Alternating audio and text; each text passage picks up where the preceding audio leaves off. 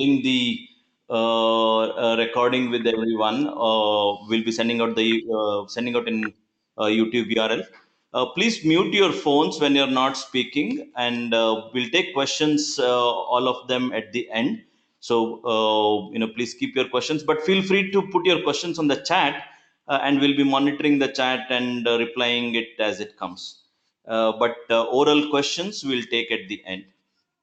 So with that, the initial, I'll be giving an introduction of the product as such, a very short. I won't be taking much time because we want to listen to Irmi from University of California, Davis, and their experience with OpenSpecimen and CAP accreditation. So, for people who are not familiar with OpenSpecimen or new to OpenSpecimen, so we work with 65 plus academic research centers across 16 countries. Half of them are in the US, and then about 25% in Australia, and the rest spread across the globe. You see, from Johns Hopkins, University of California, Emory, etc. We work with the leading medical research organizations, and many of these we have been working for the last 10 plus years, purely working on biobank, biospecimen related problems. Our recent additions include Columbia University, University of Miami, Wale Cornell Medical Center in this is the US based additions. We also have significant presence in Europe and, as I said, in Australia. And many of these customers, as I said, we have been working for the last 10 plus years. Our customers, we have customers from large enterprise wide adoption, that is multiple groups, hundreds of users, to single individual studies or individual PIs. So depending on the usage and the need, we customize, we configure the solution based on what kind of adoption is needed. And this is all we have been doing. So we have been working on biospecimen related problems for the last almost 16 years, and our team specializes in working with biobanks, biospecimens, clinical research data. And we as a company, we are solely focused on open specimen. We don't have any other priorities or any other products. So that's a big advantage when you're in terms of the attention you get from us, the continuous improvements that we make to the software. So, and we are very active, involved in making new releases, fixing problems, adding new features, etc. That's because of our sole focus on just doing one thing. And the product supports all kinds of collections, that is prospective collections, which could be biorepository or disease based collections, or longitudinal collections where you have a specific calendar time point, day 0, day 30, etc., and you're collecting specific specimens and then processing them. So you can configure the system to do either one of them or both of them. Some studies which are more longitudinal, some studies which are prospective. So the longitudinal studies can also be multi-site studies, multi-country studies, multiple universities or multiple research centers collecting specimens, etc. So we support even these kinds of studies, and we also have customers who use open specimen for animal specimens. And the, the primary reasons why people use OpenSpecimen is its configurability. We strongly believe that biobanking and biospecimen, there are many different workflows and many different kinds of collections that people do, and each one of them is very different from each other. And therefore, ability to configure workflows, ability to configure screens, and ability to do it very easily without considerable programming efforts, considerable IT efforts, etc. Is critical. And that is something that the product support. User roles, privileges, configurable user roles or granular user roles and privileges. You can configure data sets per collection or per study, which could be clinical data, which could be pathology data, and when you collect these kinds of data, uh, the two things becomes important: configuring data validation rules, and then ability to get data out of the system, that is reporting query, are two things that are very important, and two things that are very powerful in the system. You can import data. This can be either legacy data from other systems, or to do bulk operations like move hundreds of specimens, or distribute them, etc., can all be done through importing CSV files. We are also now coming up with an a tablet app or a mobile app with the focus for clinic based users, people who are standing in the clinic in front of the patients, collecting questionnaires, consents, etc., or going to off site locations where they either don't have internet, or they are outside the intranet, outside the VPN, etc. So that will so having a mobile app or an handheld device is can become very useful, along with the ability to collect offline data in the offline mode. From a scalability point of view, hundreds of users, millions of specimens can be supported in the system, especially in large enterprise mode where there can be a lot of users across lots of groups. As I said, we make continuous improvement to the product, new releases every 3 months, 3 to 4 months. In an year, we try to make at least 3 releases. From a regulatory point of view, one of the most important thing is audit trails, and the system tracks every operation done by every user to the point of from which machine was it done, what date time, what user, what was the old value, what is the new value, things like that. So it is very critical in terms of, say, CAP certification, ISO certification, or GDPR, or whatever other things that you might be interested in.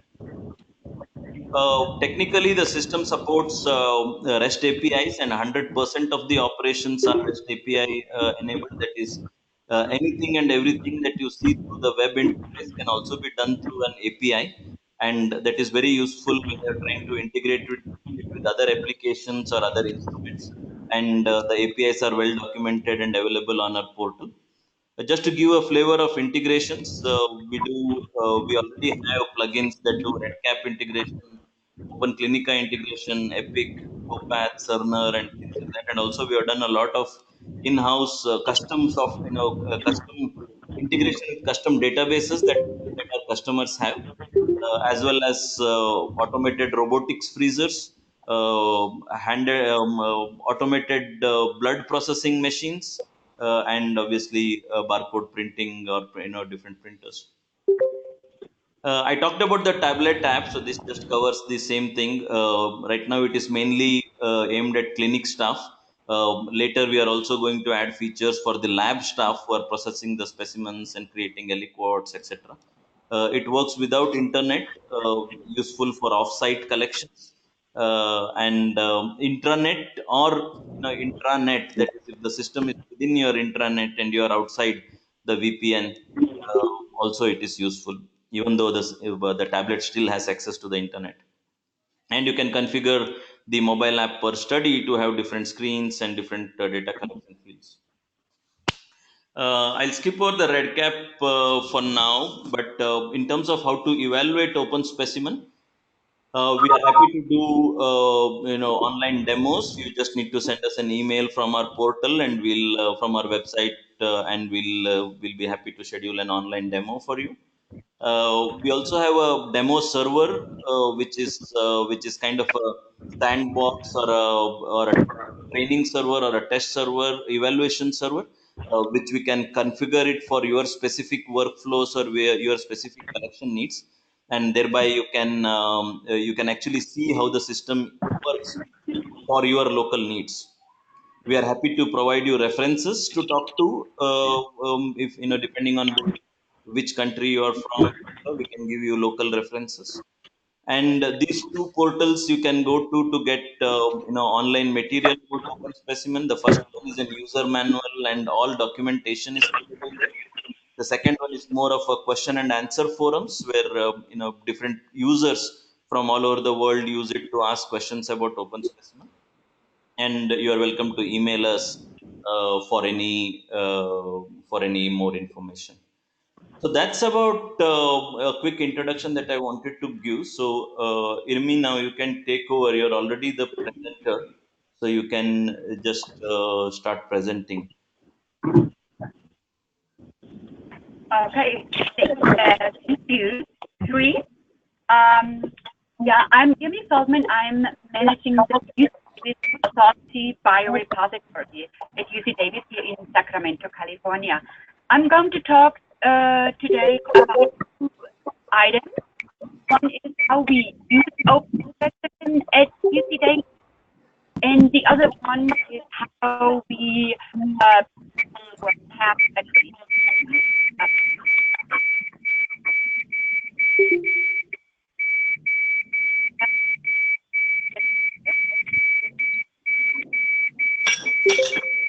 Noise.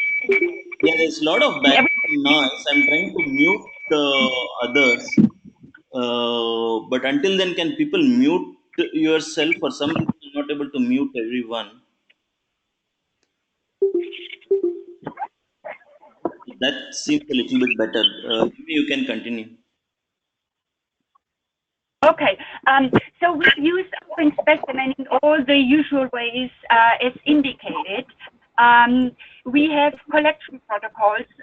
Those are participant-centered or specimen-centered collection protocols, which then goes on to the participant data entry forms, and specific customized forms can be created or attached to the level of the participant data entry. Then it goes to the visit. Visits can be planned or unplanned. If a visit is planned, then the system can actually create specimen labels. Amy, sorry to interrupt. Hello? You're not yet shared your screen. Yes. I'm not sharing the screen. No, not yet. No. Well, are you seeing my screen? 1 second. No. Maybe you didn't make me. I was never asked to like share my screen. Let me. Okay. So. No, I don't see screen either. Okay. Do you now see any option to? Now, yeah, okay. So now okay, I'll start over again. I'm sorry. Okay. Can you see my screen now? Can you see my screen? Yes. Okay. Okay. My first presentation is about how we use OpenSpecimen here at UC Davis. And we use it in all the ways as it indicated by the system. So we have collection protocols, as I said, which moves on to participant data entry, and you can attach forms specifically related to the participants. Then you move on to the visits. Like I said, again, you can create all your customized forms and attach it at the visit level. Then it goes on to the actual specimen data entry, and ours here at UC Davis are completely customized to keep track of so many items that are actually related to our CAP accreditation. The specimen from the specimen data entry form, we assign storage to specimens, and then every specimen is QC'd in an event done by our pathologist, the director of the biorepository. And then we run queries, put them in a cart, and then it moves on to the distribution protocol to specimen. We run many queries on a monthly basis, again, necessary for our CAP accreditation, which I will talk later on in my second presentation. And we use the query function quite a lot, and pivot tables are great to keep track of data. For example, for all our annual audits, we have to provide like how many patients have we consented, broken down by gender, race, ethnicity, etc. So the query function in OpenSpecimen is really incredibly powerful, as Shri said, and that is, and they're actually so easy to create.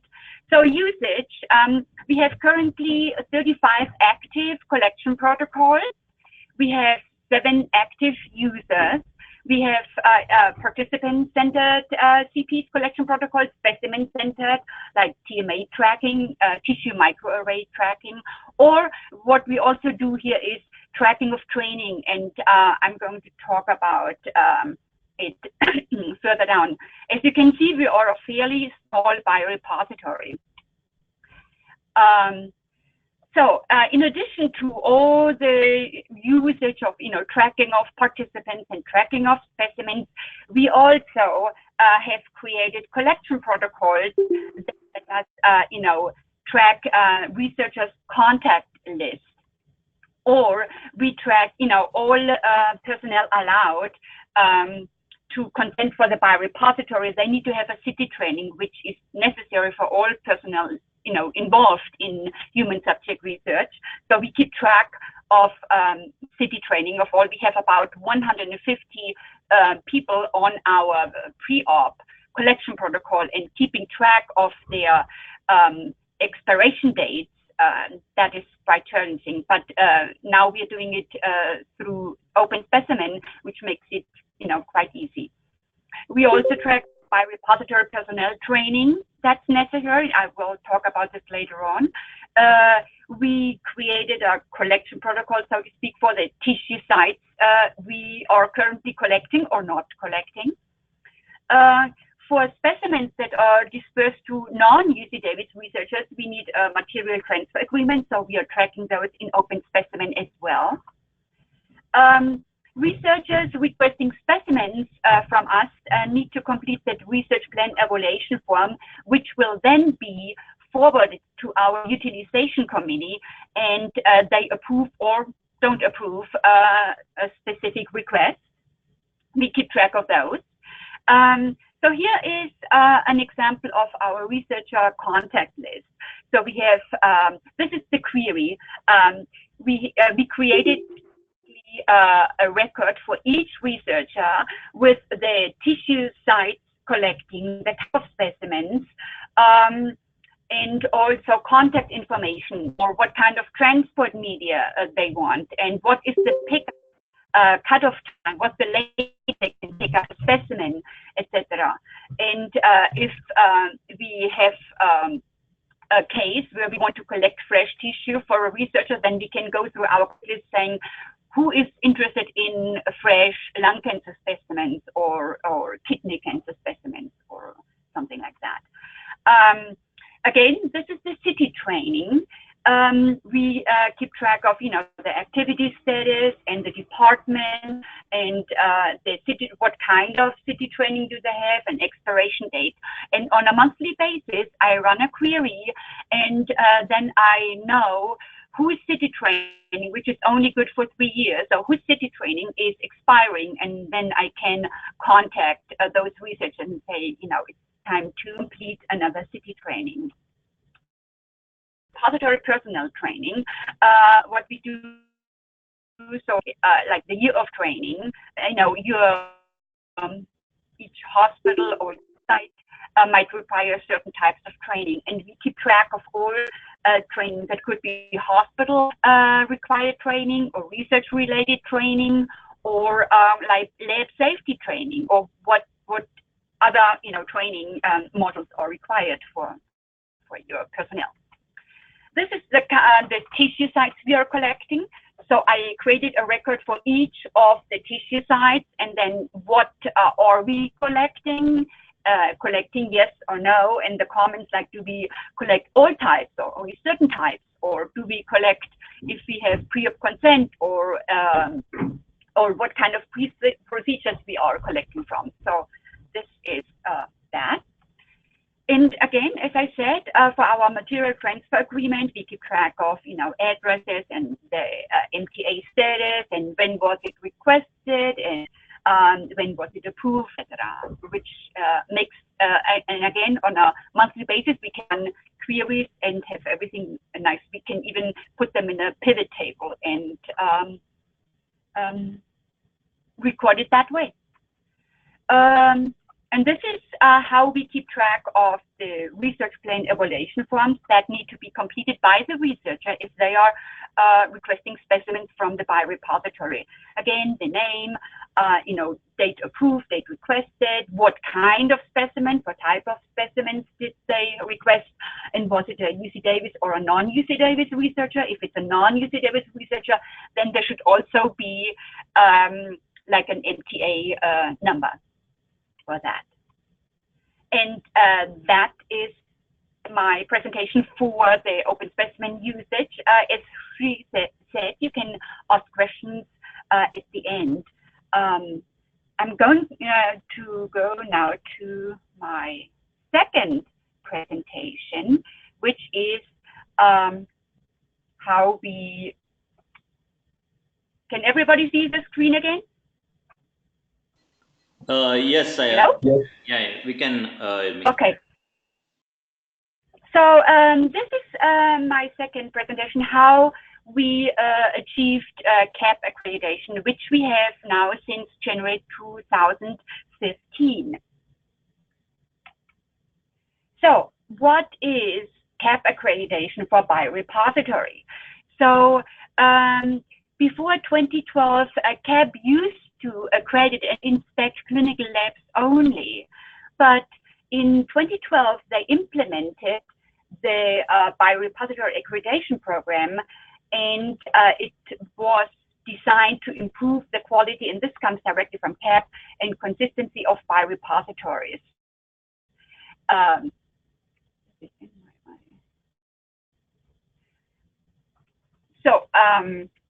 In order to standardize processes and that result in high quality specimens and genetic materials that can be used to support research.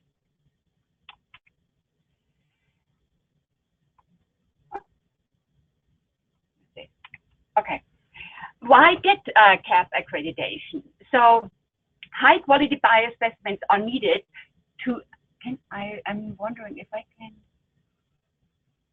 I think,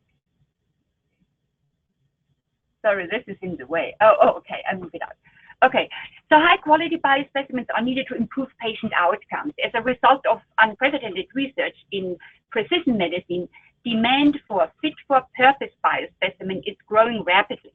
And according to a US survey of the National Cancer Institute funded cancer researchers, lack of quality biospecimens resulted in 60% of researchers questioning their findings and 80% limiting the scope of their work. So that is quite astounding. Why collect thousands of biospecimens if you cannot ensure that those are actually, specimens of a certain quality?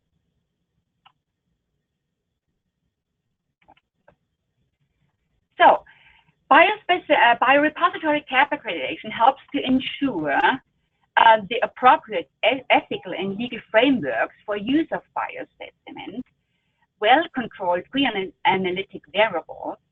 It also helps to ensure a robust chain of custody tracking, because it will reduce the risk of misidentification of specimens, appropriate storage conditions and temperature monitoring. And I will talk about this all in more details later on, further down. It ensures best practice policies and procedures for sample collection, processing, and the release, histologic quality assurance, and the confidence in long-term storage quality of biospecimen, and also improved grant and funding opportunities. If you can say that you get your specimen from a CAP-accredited biorepository, that might push you further up to get grant money. So here is now the timeline for our biorepository accreditation. So we started preparation in September 2013, and we had a mock self-inspection in October 2013. This was conducted by Pathology residents. So then we submitted our CAP accreditation package in May 2014. And finally, in November 2014, we had our first site visit from two CAP inspectors. And finally, we received CAP accreditation in January 2015. Then we had 2 years of self-inspection, 2016 and 2017. Again, another site visit, November 2018. Last year we had self-inspection, and our next site visit now will be in 2020, in November. So in September 2019, CAT actually changed the accreditation cycle for biorepositories from 3 years to 2 years to align more with clinical labs, which are also inspected every 2 years. So they have 1 year site visit and 1 year self-inspection. So this is what CAP, the big change CAP made in September 2019. So what to do after submitting the initial application packet to CAP? So you will start, if you don't have already, writing your policies and procedures. And those will be based on those customized checklists by CAP. So when you submit your initial application packet, and you also have to submit your activity menu, so the things you are doing, for example, are you collecting fresh tissue or frozen tissue? Are you collecting fluids? Are you providing histology services?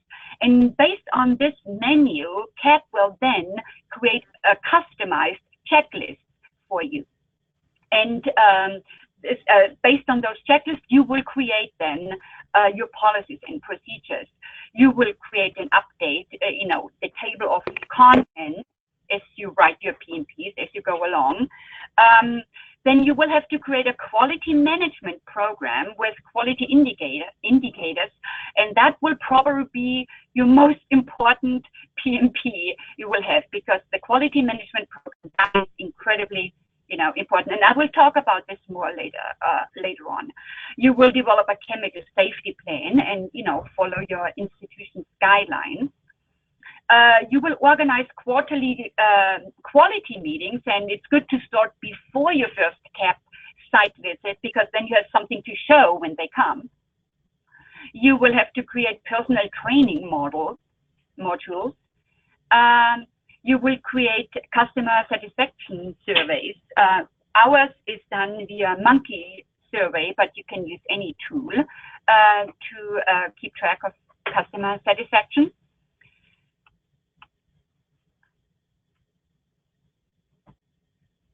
Then, and this is a very important document. So create a document. Ours is an Excel. So you cross-reference the CAP checklist with your actual PMP, and I will talk about this later on. Then you assemble a biospecimen utilization committee if you don't have one yet. You need to create a document control system, because you will have to track all PMPs, the date they were adopted, the date they were retired, and all PMPs need to be reviewed every 2 years. So you need to have a very solid document control system in place. You will create daily temperature monitoring logs for storage equipment, and make sure that all equipment, freezers, refrigerators, is monitored by your sensor system, in addition to your daily manual monitoring. If you have a small workspace like we do here at the Biorepository, so make sure you mark clean areas as clean, so no gloves, and work areas as such, so to avoid confusion where to use the gloves. And you will create a chain of custody, so to keep all staff in the loop of ongoing activities on a daily basis. And then you will streamline your procedures. So let's say, how do you do, tissue collection? So analyze your current workflow, identify problem areas, break down your process and document everything, and test and adjust and test again and refine your process till you have a very smooth workflow that works for all, specimens. And once you have this, then put it in the PMPs, and then you can create guides to help your staff to follow those. Then, you will have to create QC procedures for tissue or fluids. For example, do you QC your frozen tissue right when you receive it, or do you QC them? Do you do the quality control when you give them out, or do you do it both times?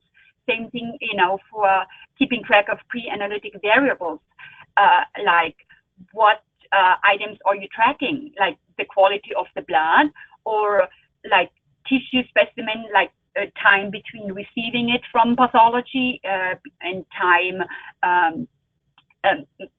putting it in the freezer. So all those items are very important and are spelled out in CAP procedures and should also be spelled out in your PMPs.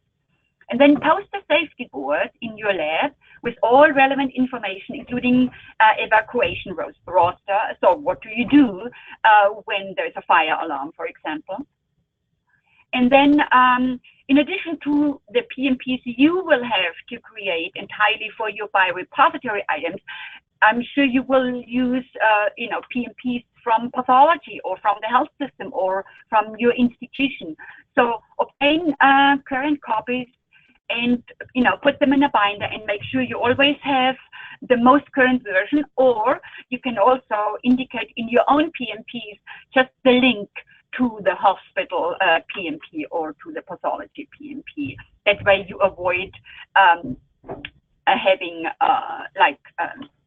retired or expired PMPs in your binder. And also, a very important thing is to divide your PMPs into sections. For example, have an information technology section, or a safety procedure section, or informed consent, or specimen processing, or distribution, or equipment. And then, as you can see on mine, I put a few examples there. Our information technology, those are in the 400s. Safety procedures are in the 600s. Informed consent or in the 500s.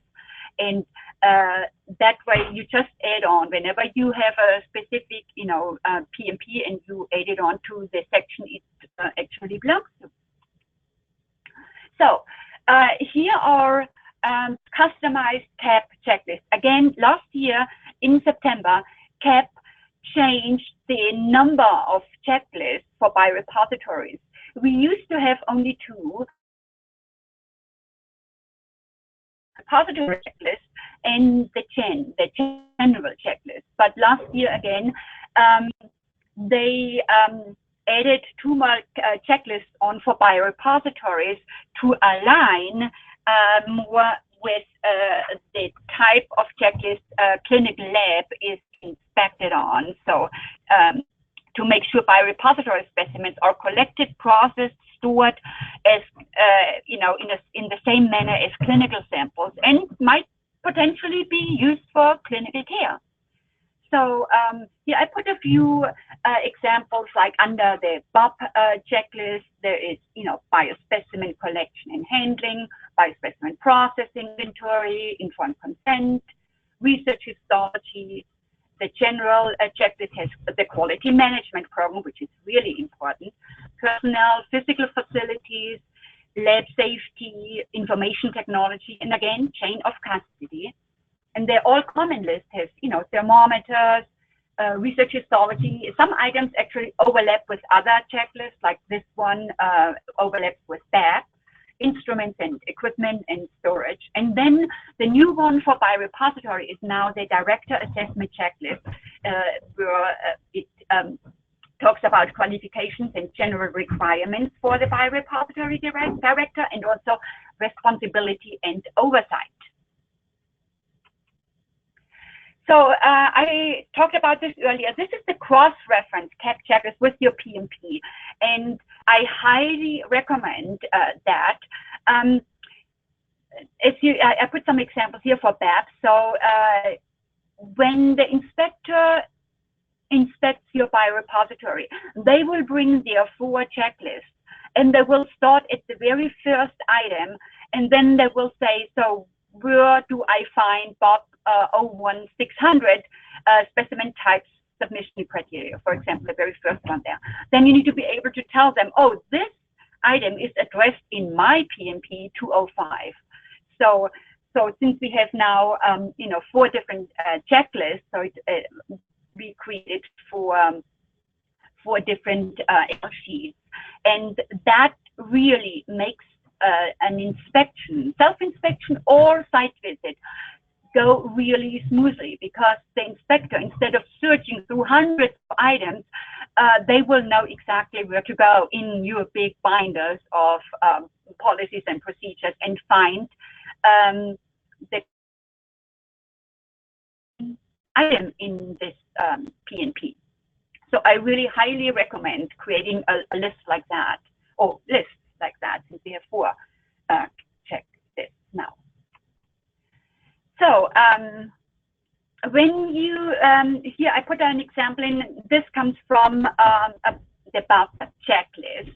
So really, when you write your PMPs, pay close attention to items like evidence of compliance, because you need to state how you're doing a certain things, your procedures, your workflow, but then you also need to tell them how you check that you are following your procedure. So like in this example, it's like you need to show records of inventory sampling or records of unsuitable specimens by collection or whatever applies. So really pay very close attention to items like evidence of compliance, because they will ask for that and they will check on those. So the quality management program, as I said, this is probably your most important PMP, because it lists how you implement your quality management. What are you doing? Like your quality indicators. What quality indicators are you tracking, and how are you tracking them? And how are you dealing with errors? Like, how do you keep track of your equipment, personal training, quality audits, and customer satisfaction, and document control system? I talked about it earlier. And how are you following federal, state, and local regulations? And also, how you deal with interim self-inspection. How do you conduct those? So this is a very important PMP for PAC accreditation. So part of the quality management program are the quality indicator audits. So you need to list the procedures you are following on a weekly, monthly, annually basis to track certain quality indicators. For example, correct storage location of specimens on a monthly basis. Do you really store your specimens where you say in the database that you're storing them? Or do you process your tissue within a certain time frame? And what is the time frame? So whatever you decide what your quality indicators will be, then you have to create that whole procedure around it. And explain how you will conduct the weekly and monthly audit for this specific quality indicator, and also list the threshold for the individual quality indicators. For example, 95% need to be met, and explain what your corrective and preventive action will be if you don't meet this threshold. And also explain how you will report these quality indicators on a monthly basis or during your quarterly quality meetings, etc. So, chain of custody. So create a form that captures recurring procedures during a regular workday, such as, we have fresh tissue collection today, or it's a tissue that needs to be processed, or the daily temperatures taken, or it's the blood that needs to be stored, or, whatever you identify as a repeating daily workflow, put it into a form that everybody has access to and knows right away, oh, we need to work on this or work on that. So, and then, post it in a workplace so everyone on your team has access to it. And this is now the training modules. You will have to create personal training modules and the tracking of, the training of all personnel, like, create initial training. And I put an example here for research histology for IHC. And then you will have to do the competency assessment, and you can attach a quiz, whatever, however you want to deal with it. But it needs to be initial training for new personnel, and then an annual competency assessment, and then create a form to record all trainings of all of your staff by year, like as you can see on this form here. Then the day of the visit. Okay, so reserve a room where the inspectors can review, your documents. Provide lunch, snack if you want to do that. Provide a list with important phone numbers to call you or other essential staff, because you will not be there the whole day, but they need to be able to get in contact with you. Notify IT personnel to be ready to answer any IT questions that could be by phone or in person. Have all PMPs and staff training records and temperature monitoring logs and sign-off sheets and everything ready for review. And then provide table of contents, the document control system, and then again the cross-reference CAP checklist, because that is really very helpful for inspectors. And if you have instructions and guides posted around your lab or workspace, make sure they have a print date, a review by date on. Do not post the actual PMP, because that leads to, keeping up PMPs that are maybe retired already. So you can create guides and instruction and post those for your personnel, but do not post the actual PMPs. And make sure your staff knows where to find the PMPs. It could be the physical binder or shared drive or online. They know all the fire drill procedures, the nearest fire extinguisher, the meeting place when evacuated, and the location of the disaster manual, contingency plans, and all those items, because the inspector, the CAP inspector, will ask your personnel, saying, show me where the fire extinguisher is, and all that. So make sure you have all that, and your staff knows all that. Make sure your staff has completed all trainings, including lab safety training, whatever training is required for CAP purposes. Make sure those are all completed on an annual basis. Be ready to answer questions regarding your policies and procedures, and only answer what you're asked. And, some deficiencies may be corrected on site. If they find a deficiency and you have and the director is, probably there, and you can put this into your PMP and the director signs off on it, then it will not be counted as a deficiency, because it will, be marked as corrected on site. So, and that's it. So thank you very much. So if you have questions, please let me know. Thanks. Hello? Thanks, Irmi. That was very informative. So people can, attendees can unmute and ask your questions. And until then, Irmi, I had a question for you. So this is all, Okay. a lot of information that you had to learn from different sources when you did this. So did you have to hire a consultant or an external person to help you with this, or were you able to do it on your own? Actually, I was just all by myself. So I I gathered all the information I could. And, what really helps, using the CAP checklist they provide is a guide. You just go through item by item and you create the corresponding PMP to go with. So that is, and there's lots of information on the CAP website. So I highly recommend going and checking it out. But using the CAP checklist as a guide to create your own PMPs is really helpful, because then you know what they expect to see So you just, start with the first item and work your way through. Right.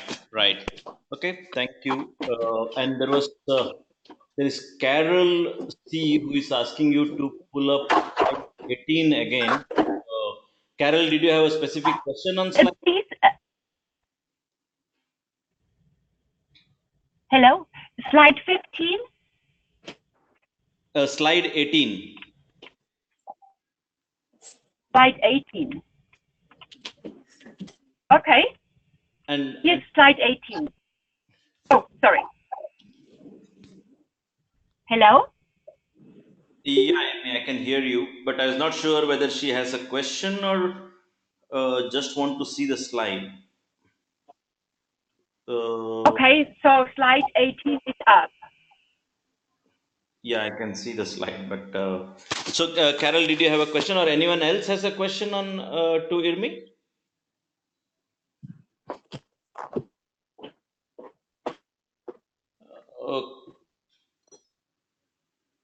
Okay, there's a question on chat from Suzanne.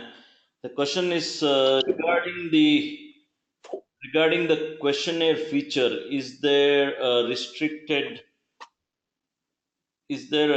access from the user, and our questionnaire should be given to patients? I think this is more of a open specimen question than the CAP checklist. So, Susan, I'll get back to your email. Let me look at questions that are more aimed at Irmi. Irmi, one of the questions on the chat is, what is the cost of CAP accreditation and inspections? The cost, I'm not, I think kind of, I don't want to make a number. Originally, I think probably like about $4,000, but, don't quote me on that. It's best to go to the CAP website, find out. Okay, somewhere in that range, and there's lots of information on it. Right. And the another question is, how long were you given time, I suppose, between application submission and the date of inspection?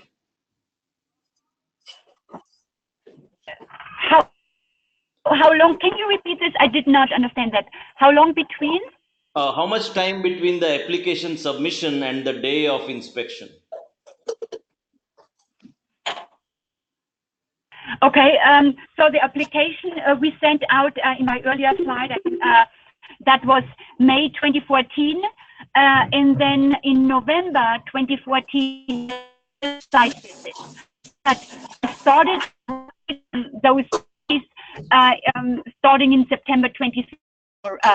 Earlier in 2013, because those are hundreds of PMPs, and lots of items, and the quality management program takes a long time. The chemical safety, the training modules, they take a long time. So, to write that.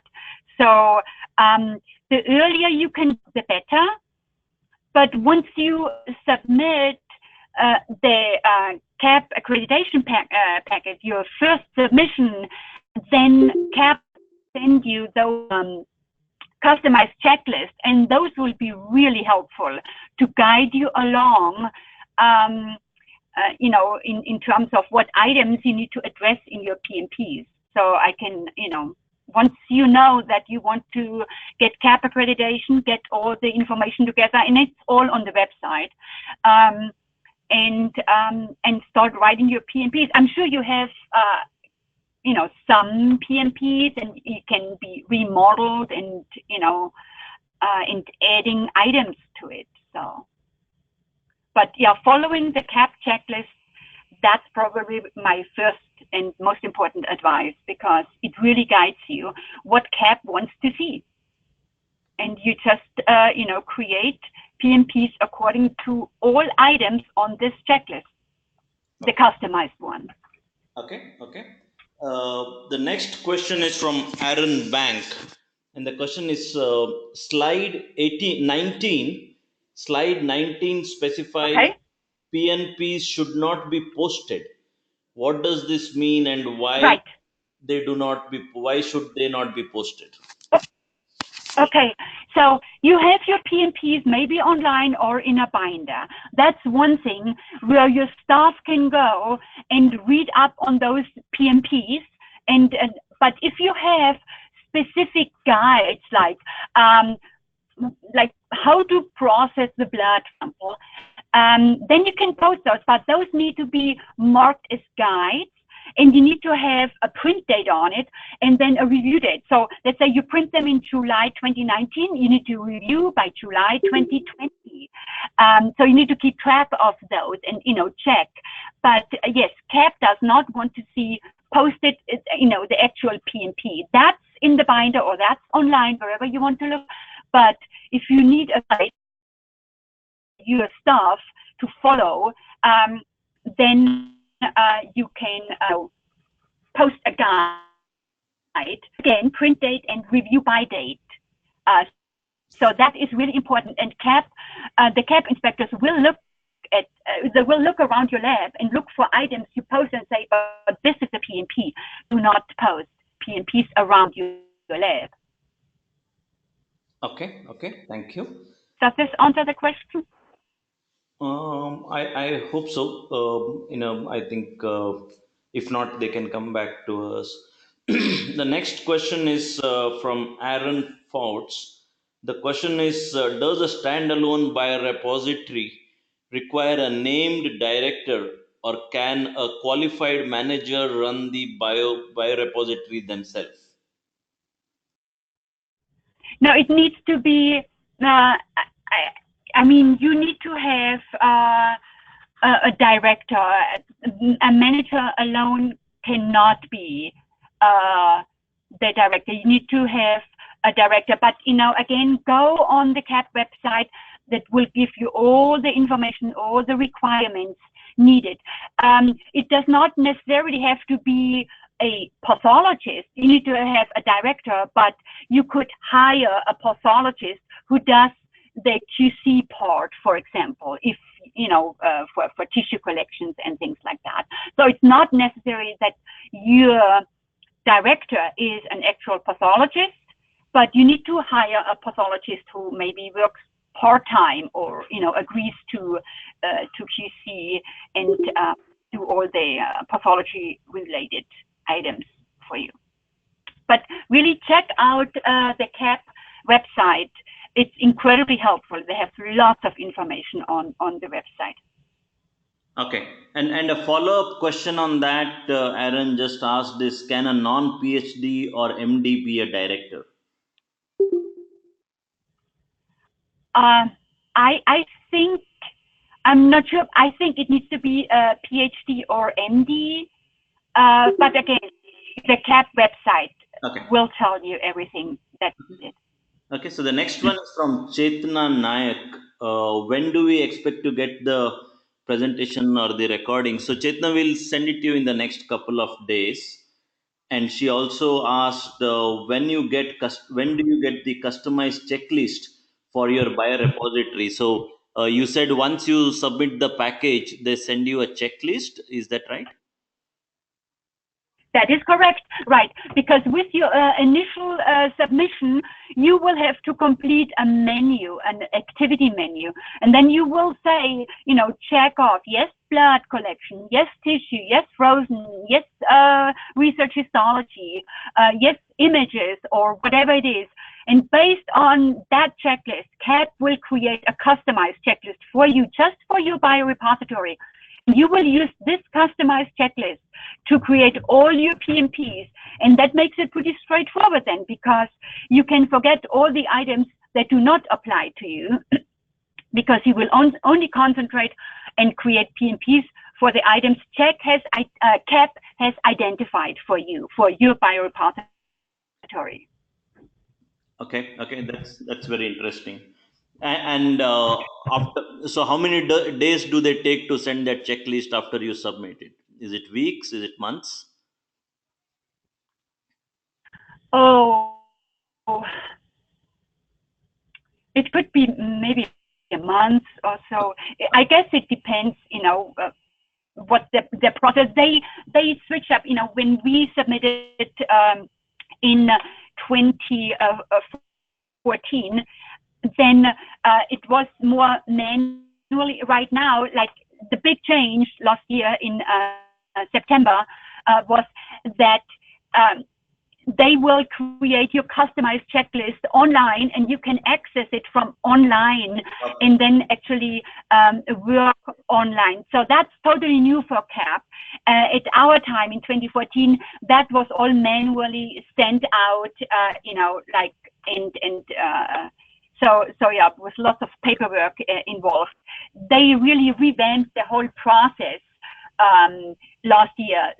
And it should be actually smoother than it was like 5 years ago when we obtained accreditation. Great. So again, check with CAP, check the CAP's website, because it's incredibly helpful. Sure.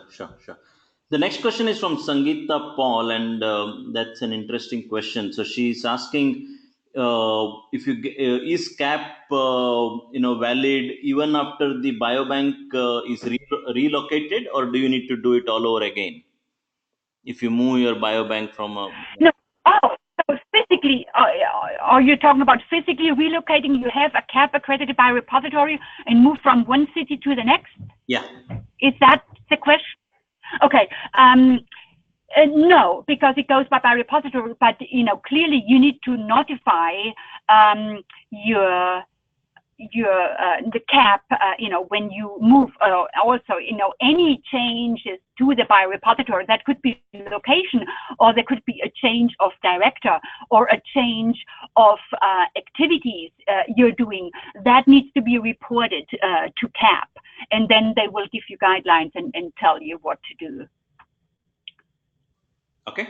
And the next question, pretty much the last question here in the list, is from Carol. The question is it better to list everything you could collect, or and how do you deal with varying requests by repository users? I assume in the context of CAP. Can you repeat this question? I did not understand that. I'm not sure. Yeah. How do you? Is it better to list everything you could collect? I assume when you're going for the the certification, or do you just list? So you mean to list? Do you mean is it better to list all items I'm collecting? Is that what you're saying? Yeah, and even if probably if you're not doing right now, you plan to do it in future. Do you accommodate that right away? Or? No, right. No, I would recommend only list on your activity menus what you're currently doing. If you in a year you decide, oh, right now we are going to do blood collections, then since you are inspected on an annual basis, you will just update your activity menu and say, okay, now we added on blood collections or whatever you're planning to add on. But in your original CAP accreditation process, only list what you're currently doing. I mean, and once you're ready to start or add on a new item, then just notify CAP, and then we'll be added on. Because if you add it to your activity menu right now, like we do blood collections, then your customized CAP checklist will have all those blood items on it, and they want PMPs for those blood items, for example, which you're not even doing. Right. So just list what you're doing, and if you add something on or remove items, then just notify CAP. Makes sense. That is pretty much the last question, Irmi. Thank you a lot. This was very, very informative, and especially from the number of questions, it shows the kind of interest the community has in this topic. And to everyone on the call, we'll be sharing the screen recording. It will be a YouTube URL as well as the PPTs after the call. So thanks a lot. And if anyone has any question, feel free to email And Irmi, Yes. the question that I was expecting long time back has finally come now. So the question from Chetna Nayak is that, is it possible to contact Irmi if we have any questions? Yes, yes. Please contact me if you have questions. My email is was on the slide. Yeah, it's on the slide. So Oh, Chetna, sorry. when you get this slide, you will Yeah. get Irmi's email ID, and Irmi is happy to answer any questions you have. Okay, everyone. Thanks so much. Feel free to send us any other follow-up questions you might have even after the call, and we'll be happy to redirect it to Irmi, or you can directly, of course, email Irmi too. Thank you, and see you in the next webinar. Bye bye. Okay. Thank you so much. Bye bye. Bye. Thank you. Thank you. Bye.